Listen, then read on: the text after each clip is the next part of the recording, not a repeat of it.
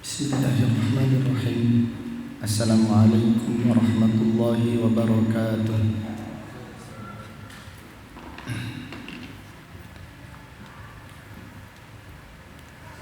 Innal hamdalillah nahmaduhu wa nasta'inuhu wa nastaghfiruh wa na'udzu billahi min shururi anfusina wa min sayyiati a'malina. May yahdihillahu fala mudilla lahu wa may yudlil fala hadiya lahu. Wa asyhadu an la ilaha illallah wahdahu la syarika lahu wa asyhadu anna Muhammadan abduhu wa rasuluh. Amma ba'du, fa inna asdaqal hadithi kitabullah wa khairal hadi hadi Muhammadin sallallahu alaihi wasallam wa syarrul umuri muhdatsatuha wa kullu muhdatsatin bid'ah wa kullu bid'atin dhalalah wa kullu dhalalatin finnar. Alhamdulillah, pada siang yang berbahagia ini, yaitu hari Sabtu tanggal 4 bulan Jumada al-Ula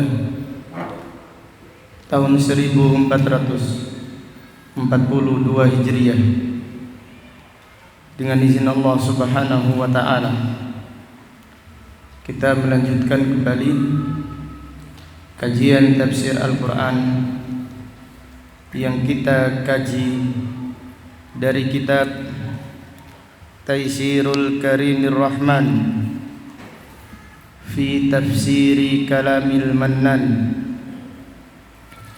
yang ditulis oleh Fadilatul Syekh Al-Allamah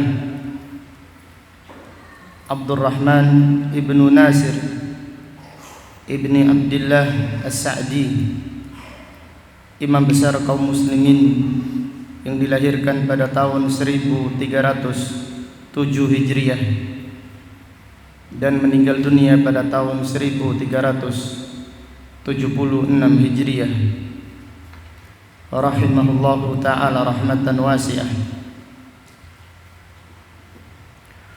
Pada kesempatan yang berbahagia ini kita akan mengkaji tafsir surat Al-Baqarah ayat 187.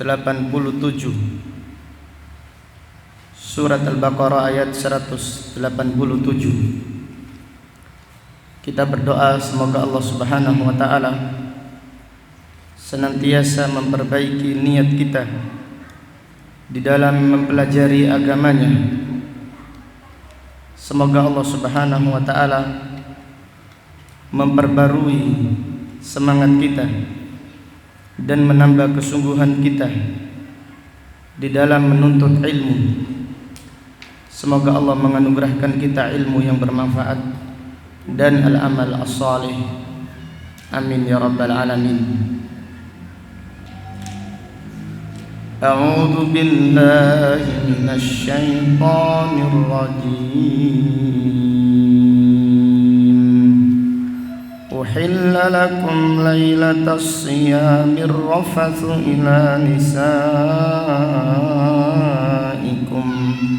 هن لباس لكم وأنتم لباس لهن علم الله أنكم كنتم تختانون أنفسكم فتاب عليكم وعفى عنكم فالآن باشروهن وابتغوا ما كتب الله لكم وكلوا واشربوا حتى يتبين لكم الخيط الأبيض من الخيط الأسود من الفجر ثم أتموا الصيام إلى الليل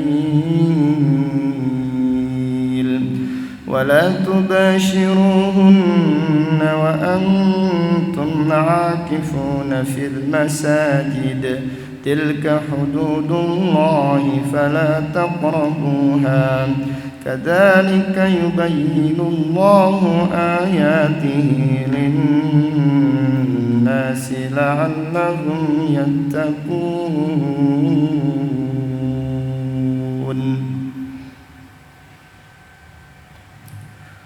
Allah Subhanahu wa taala berfirman, Uhilla lakum lailatas siyam, dihalalkan bagi kalian sepanjang malam bulan Ramadan. Ar-rafathu ila nisaikum, dihalalkan bagi kalian sepanjang malam di bulan Ramadan, dibolehkan bagi kalian mengumpuli istri-istri kalian.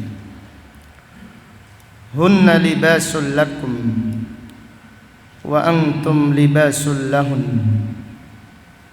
Mereka, yaitu istri-istri, adalah pakaian bagi kalian, dan kalian adalah pakaian bagi mereka. Alimallahu annakum kuntum takhtanuna anfusakum. Allah Subhanahu wa taala mengetahui bahwasannya kalian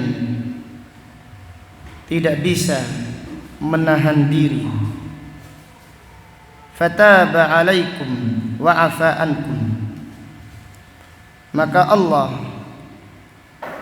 memberi taubat kepada kalian dan memaafkan kesalahan kalian.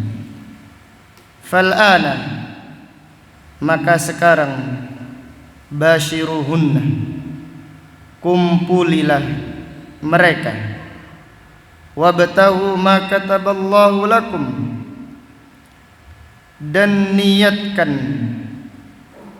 di dalam mengumpuli istri-istri kalian mencari apa yang Allah tetapkan bagi kalian, yaitu mencari anak dan juga menjaga kehormatan. Wa kulu washrabu, dan makan dan minumlah, hatta yatabayyana lakumul khaytul abyadu minal khaytil aswadi minal fajr. Makan dan minumlah sampai terang benang putih dari benang hitam, yaitu dari waktu fajar. Thumma atimmus siyama ilal lail, kemudian sempurnakanlah puasa sampai malam hari. Ay ila awwalil lail, sampai pertama datangnya malam hari, yaitu dengan terbenamnya matahari. Wala tubashiruhunna wa antum aakifuna fil masajid, janganlah kalian mencumbui istri-istri kalian sedangkan kalian iktikaf di masjid-masjid. Tilka hududullah fala taqrabuha, itulah batasan-batasan Allah, maka janganlah kalian mendekatinya. Kadzalika yubayyinullahu ayatihi linnas la'allahum yattaqun. Demikianlah Allah menjelaskan ayat-ayatnya kepada manusia supaya mereka bertakwa. Fadilatul Syekh As-Sa'di rahimahullah berkata, kana fi awwali fardis siyam yahrumu 'alal muslimin al-aklu wasyurbu wal jima'u fil lail ba'dan naum.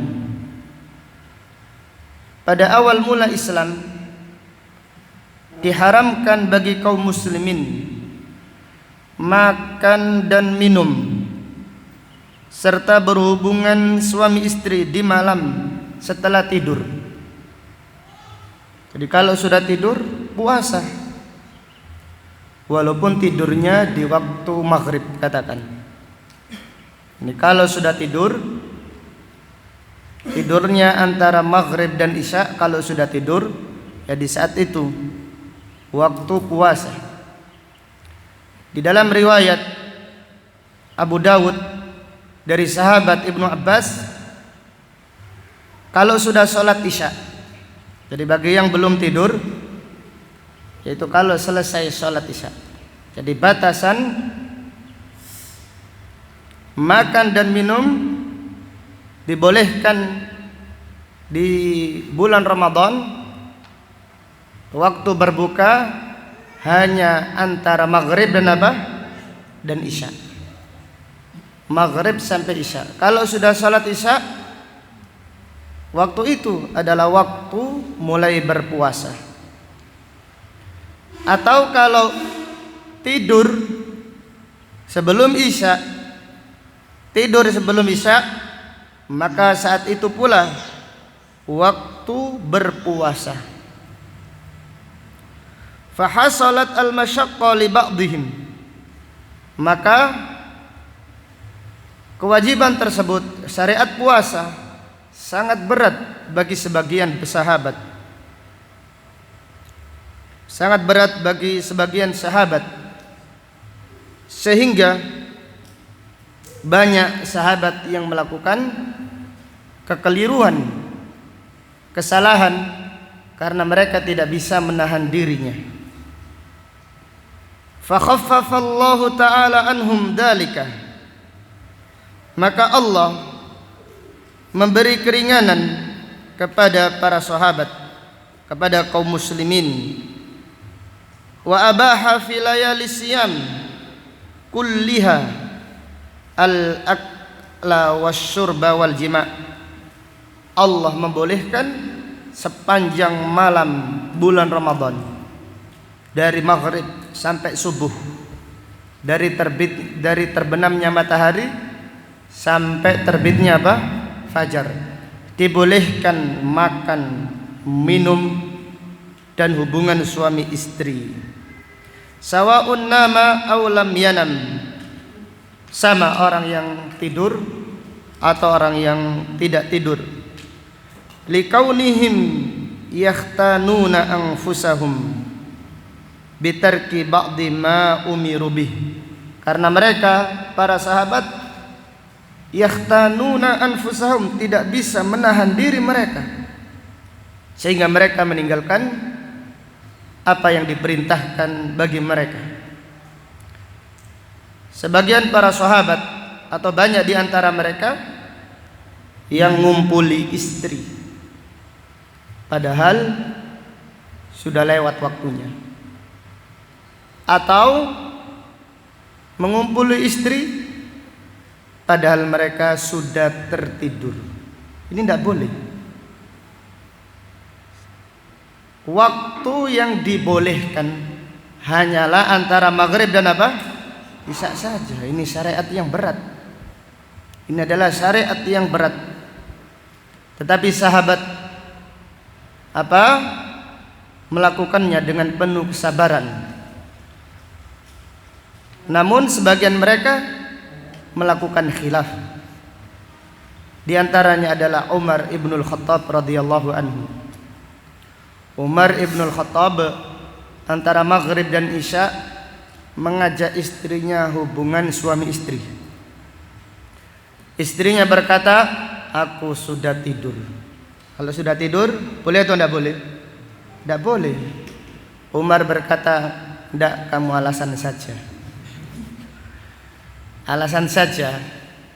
Kata istrinya, ya sudah, kalau dipaksa ya tidak mengapa. Akhirnya Umar mengumpuli istrinya.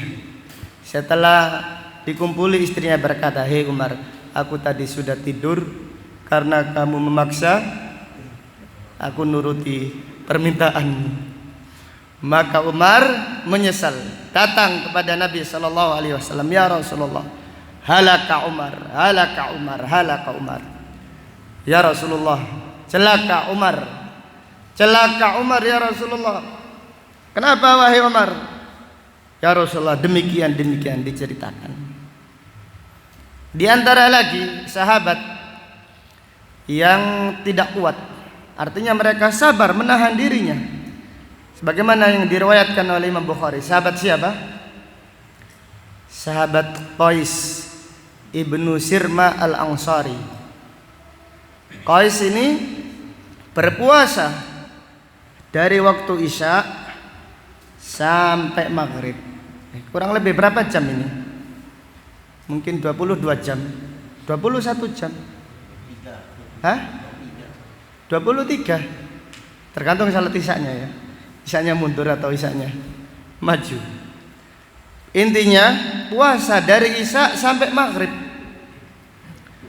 Ketika waktu maghrib, Qais berkata kepada istrinya, "A'indakum ta'am?" Apakah di rumah ada makanan? Istrinya berkata, "Tidak ada." Maka sang istri berkata, "Saat lubuhulak, aku akan keluar cari makanan."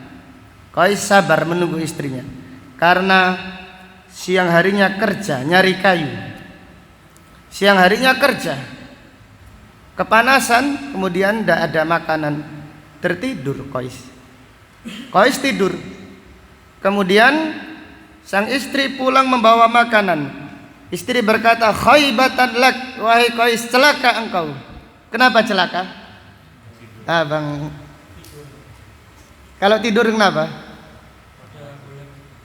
Hah? Gak boleh makan lagi, celaka makanannya yang. Maka Qais pun puasa lagi. Jadi habis 23 jam tambah lagi, tambah 24. Tambah 24, namun tidak sampai 24, di tengah hari Qais pingsan. Jadi Qais pingsan, dilaporkan kepada Nabi sallallahu alaihi wasallam, dan banyak lagi peristiwa-peristiwa yang dialami sahabat ketika itu. Karena ini syariat yang berat, semuanya wajib puasa. Kalau awalnya iya dibolehkan apa? Dibolehkan memilih antara puasa atau membayar apa? Berfidyah. Sudah tidak boleh membayar fidyah, puasanya berat. Pada akhirnya Allah Subhanahu wa taala menurunkan ayat ini, "Uhilla lakum lailatas siyamir rafathu ila nisaikum." Ayat ini disambut gembira oleh para sahabat, sehingga puasa hanya antara terbitnya fajar sampai terbenamnya matahari. Sampai terbenamnya matahari, kalau sudah terbenam matahari dibolehkan makan, minum, mengumpul istri sampai terbitnya fajar kembali. Demikian.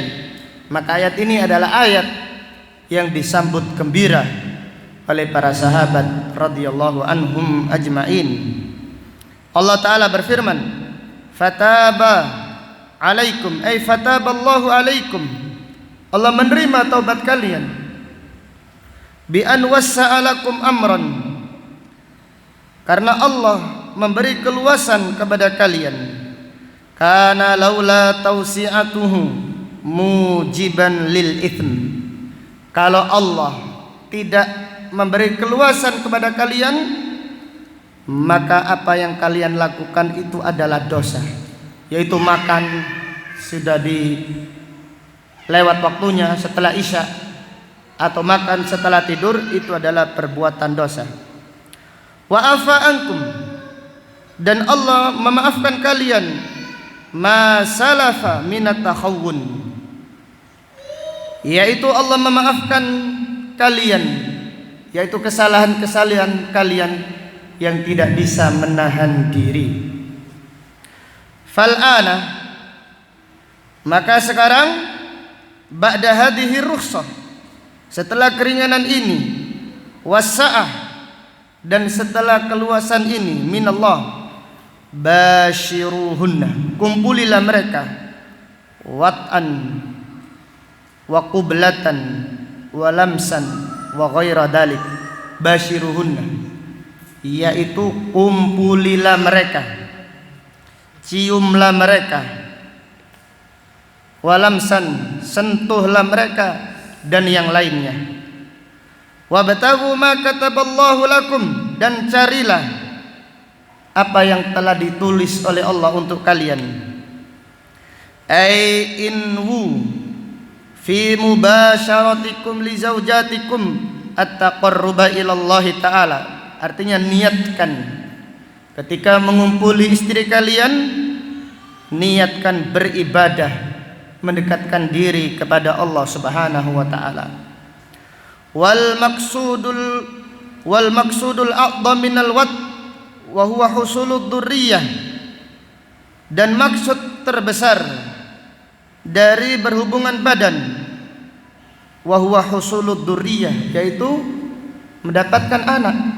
Jadi maksud terbesar dari berhubungan badan adalah husulud dzurriyyah, yaitu supaya seseorang memperoleh keturunan. Dan banyak anak itu banyak apa? Apa Bang Rajat? Banyak rezeki, Masya Allah Bang Derajat, semangat. Wa i'fafu farjihi wa farji zaujatihi, dan menjaga kehormatan suami serta menjaga kehormatan istri. Wa husulu maqasidin nikah, dan dengan mengumpul istri seseorang memperoleh maksud dari pernikahan. Wa mimma kataballahu lakum lailatul qadr al muwafiqah li layali siyami ramadan, dan di antara yang Allah tuliskan untuk kalian yaitu malam Lailatul Qadar yang bertepatan dengan malam-malam Ramadan, terutama kapan? 10 malam yang terakhir dari bulan Ramadan. Fala yanbaghi lakum an tastaghilu bihadhihi ladda anha wa tudayyi'uha, maka janganlah kalian menyibukkan diri dengan kesenangan ini, yaitu dengan kesenangan mengumpuli istri, sehingga kalian melewatkan kemuliaan malam Lailatul Qadar. Falladzatu mudrikatun, kesenangan mengumpul istri diperoleh di hari-hari yang lain.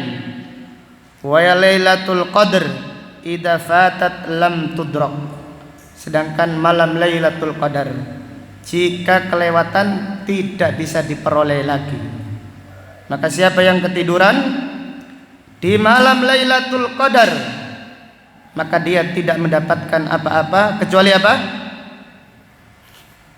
Kecuali iler. Jadi siapa yang tidak ketiduran di malam Lailatul Qadar, dia tidak mendapatkan apa-apa kecuali ilernya sendiri. Kemudian Allah Subhanahu wa taala berfirman, wa kulu washrabu hatta yatabayyana lakumul khaytul abyad minal khaytil aswadi minal fajr. Makan dan minumlah sampai terang, ya. Jadi sampai terang, bukan sampai apa? Sampai terbit. Sampai terang benang putih dari benang hitam minal fajr, yaitu di waktu fajar. Hada ghayatun lil akli wasyurbi wal jima'.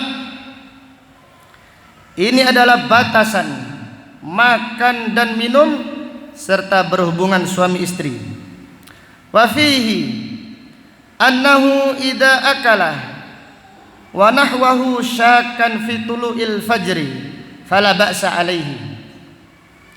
Dari ayat ini terdapat pelajaran, siapa yang makan ragu-ragu dengan siapa yang ketika makan ragu-ragu terbitnya fajar, dia makan kemudian fajar ini terbit atau enggak, maka tidak mengapa, teruskan saja. Abdullah bin Abbas ketika ditanya oleh seseorang, saya ini makan atau enggak, saya ragu-ragu fajar terbit atau enggak. Abdullah bin Abbas berkata, kalau kalian ragu-ragu makanlah sampai kalian apa? Yakin kalau fajar telah terbit. Wa fihi dalilun ala istihbabi suhur lil amr. Dari ayat ini terdapat pelajaran anjuran untuk makan sahur lil amr, karena perintah. Dari mana perintah ini? Dari mana diambil dari ayat ini? Ini hatta yatabayyan. Ini makan sampai terang fajar, artinya disunnahkan atau dianjurkan makan sahur. Wa annahu yustahabbu ta'khiruhu akhdan min makna rukhsatillah wa tashilihi 'alal ibad. Dan pada ayat ini dianjurkan makan sahur sebagai bentuk mengambil keringanan dari Allah dan sebagai bentuk kemudahan dari Allah kepada hamba-hambanya. Jadi kalau makan sahurnya jam 8 malam, ini bukan makan sahur, ini buka puasa ronde keberapa ini? Ketiga. Kan demikian. Ada buka puasa itu buka puasa ringan, ya, buka puasa ringan, buka puasa, buka-bukaan puasa, buka puasa pura-pura. Ada buka puasa berat, ada buka puasa ringan sebelum maghrib. Kemudian setelah maghrib buka puasa apa?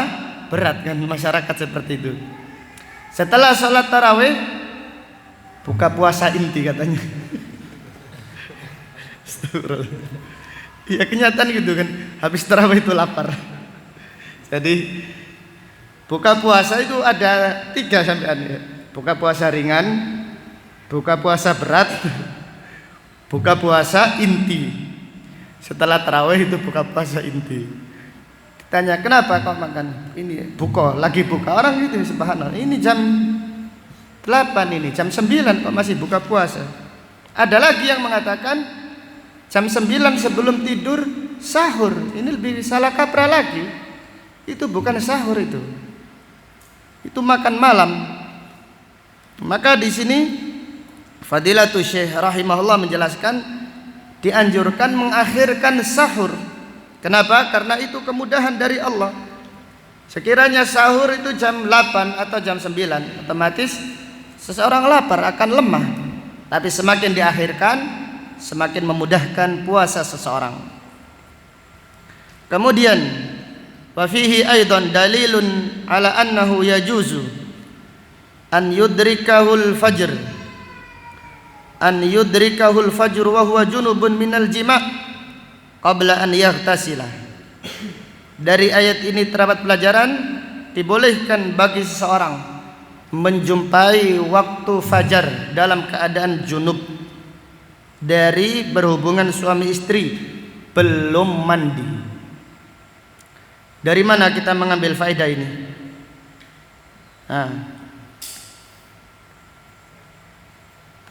Karena dibolehkan mengumpuli istri sampai terbit apa? Sampai terbit fajar. Kalau terbit fajar dalam keadaan junub tidak masalah. Wa yasihhu siyamuhu lianna lazima ibahatil jima' ila tulu'il fajr an yudrikahul fajru wa huwa junub. Karena dibolehkan dan puasanya sah. Jadi orang yang menjumpai waktu fajar dalam keadaan junub, puasanya sah. Kenapa? Karena dibolehkannya berhubungan suami istri sampai terbitnya fajar. Itu mengharuskan seseorang menjumpai waktu fajar dalam keadaan junub. Walazimul haqqi haqq. Dan keharusan yang benar itu adalah kebenaran. Thumma idza tala al-fajr, kemudian apabila terbit fajar, atimmus siyam, sempurnakanlah puasa, ay al-imsak anil mufattirat, yaitu menahan diri dari yang membatalkan puasa, ilal lail, sampai malam. Ilal lail ay ila awwalil lail, wa huwa ghurubus syams, yaitu terbenamnya matahari. Lamma kana ibahatul wat fi layali siyam laisat ibahatan ama likulli ahad. Ketika dibolehkannya berhubungan suami istri di malam-malam bulan Ramadan bukan kebolehan secara umum bagi semua orang. Fa innal mu'takif la yahillu lahu istathnahu biqaulihi. Orang-orang yang iktikaf tidak dihalalkan mengumpuli istrinya, maka Allah mengecualikan mereka. Jadi Allah mengecualikan orang-orang yang iktikaf. Orang yang iktikaf di masjid tidak boleh mengumpuli istrinya. Allah Ta'ala berfirman, wala tubashiruhunna wa antum akifuna fil masajid. Janganlah kalian mengumpuli istri-istri kalian sedangkan kalian iktikaf di masjid-masjid. Ay wa antum muttasifuna bidzalik. Artinya kalian dalam keadaan iktikaf tidak boleh mengumpuli istri, tidak boleh bermesraan dengan istri. Wa dallatil ayah ala masyru'iyatil iktikaf wa huwa luzumul masjid. Pada ayat ini terdapat pelajaran disyariatkannya iktikaf wa huwa luzumul masjid, yaitu seseorang berdiam diri di masjid li taatillahi ta'ala, yaitu untuk taat kepada Allah, wan qita'an ilaihi, dan fokus beribadah kepada Allah Subhanahu wa taala. Dengan demikian orang yang iktikaf fokus beribadah kepada Allah. Adapun orang yang iktikaf ngobrol saja, buka puasa ngobrol, setelah tarawih ngobrol, sahur ngobrol, setelah qiyamul lail ngobrol terus, ini bukan iktikaf. Badannya saja yang di masjid, ini kurang fokus. Jadi silakan ngobrol, tetapi ada batasannya, ada aturannya, bukan ngobrol terus. Ataupun orang yang iktikaf main HP terus, ini juga kurang maksimal apa iktikafnya.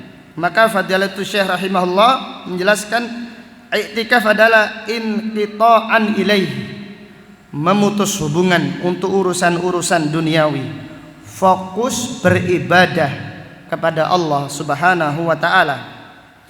Wa annal i'tikaf la yasihu illa fi masjid.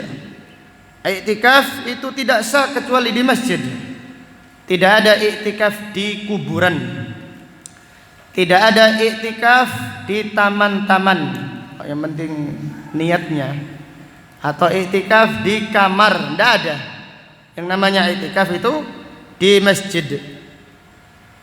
Wa yustafadu min ta'rifil masajid annahal masajid al-ma'rufa indahum.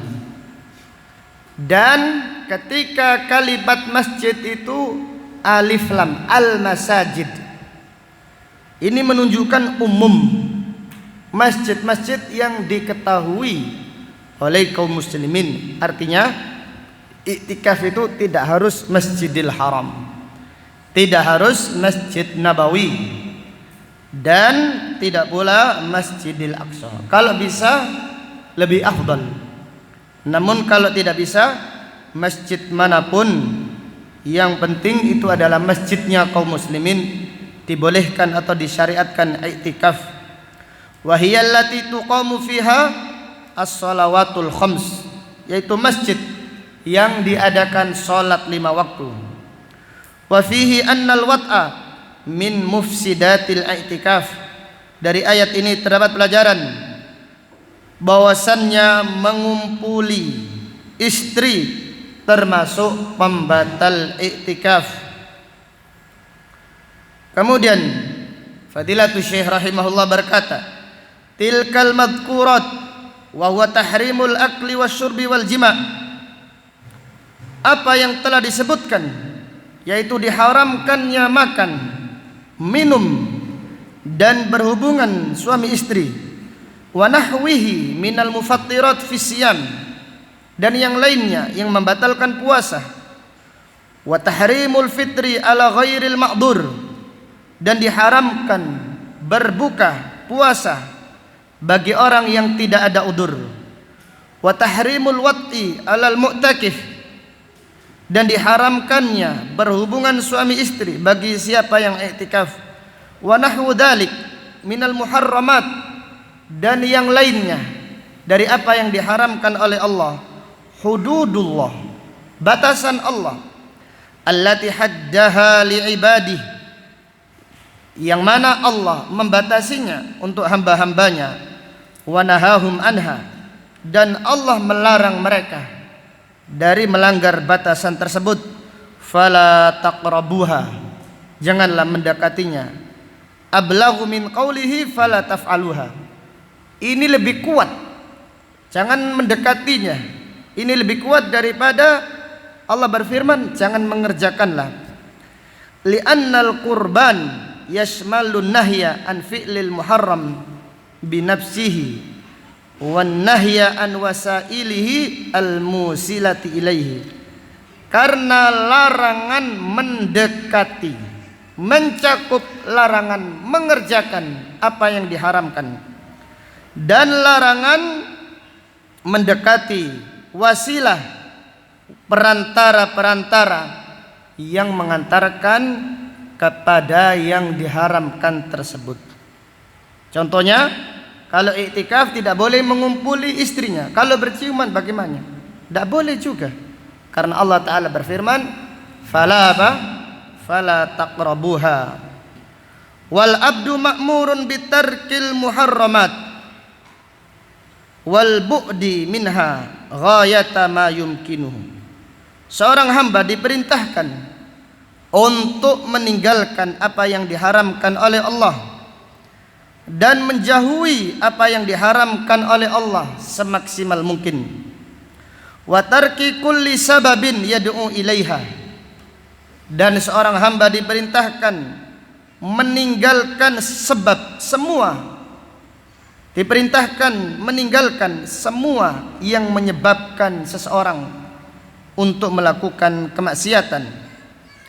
Wa ammal awamir, adapun perintah, fayaqulullahu fiha tilka hududullahi fala ta'taduha.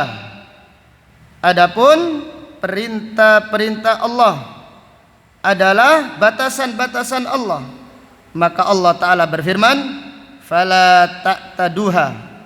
Allah berfirman janganlah melampaui batas, fayanha an mujawazatiha, maka Allah Subhanahu wa taala melarang untuk melampauinya. Kadzalika, demikianlah, bayyanallahu li ibadihi al-ahkam as-sabiqah, Allah menjelaskan hukum-hukum yang telah dijelaskan, atamma tabyin wa awdahiha lahum wa awdahaha lahum akmala idah. Allah menjelaskan kepada kalian penjelasan yang sempurna dan menerangkan kalian seterang-terangnya dan segamblang-gamblangnya. Yubayyinullahu ayatihi linnas, Allah menjelaskan ayat-ayatnya kepada manusia, la'allahum yattaqun, supaya mereka bertakwa. Fa innahum idza bana lahumul haqq ittaba'u, karena manusia jika jelas bagi mereka kebenaran maka mereka mengikutinya. Wa idza tabayyana lahumul batil ijtanabuh, apabila jelas bagi mereka kebatilan mereka akan menjauhinya.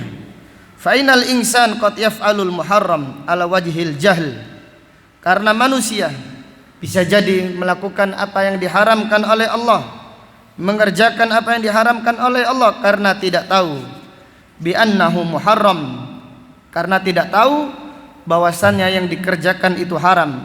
Falau alima tahrimahu lam yaf'alhu, kalau sekiranya ia tahu bahwasanya yang dikerjakan itu haram, dia akan meninggalkannya.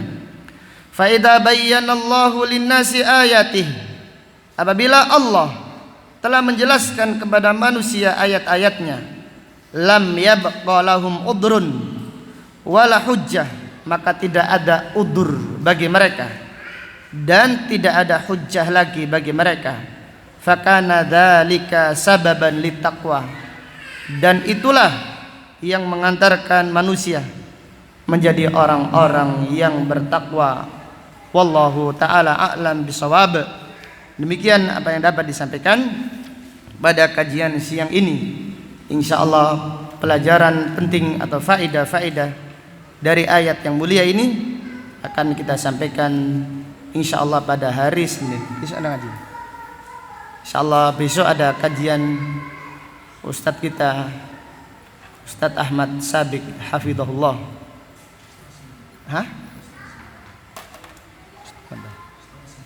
Insyaallah dimulai 8:30. Kajian bersama Ustadz Ahmad Sabik hafizahullah taala. Demikian apa yang dapat disampaikan. Subhanakallahumma wa bihamdika asyhadu an la ilaha illa anta astaghfiruka wa atubu ilaik. Walhamdulillahi rabbil alamin. Assalamualaikum warahmatullahi wabarakatuh.